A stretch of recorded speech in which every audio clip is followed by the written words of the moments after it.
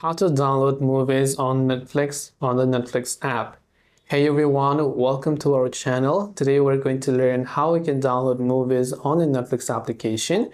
So just make sure to watch the video till the very end.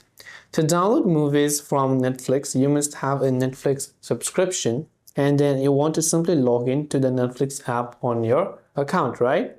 So once you go ahead and then log into the Netflix app, this is the type of interface that you should be able to see. Now for this, what you have to do is go ahead and then first of all, go to a certain show that maybe you would like to download for some reason.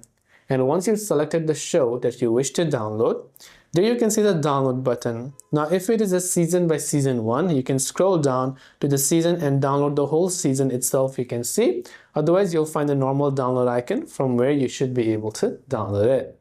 This way you'll be able to download movies or shows from Netflix app. I hope the video helped you out, and if you have got any further questions, feel free to also leave them down in the comments below. As always, thank you for watching till the very end of the tutorial, and see you soon in our next video.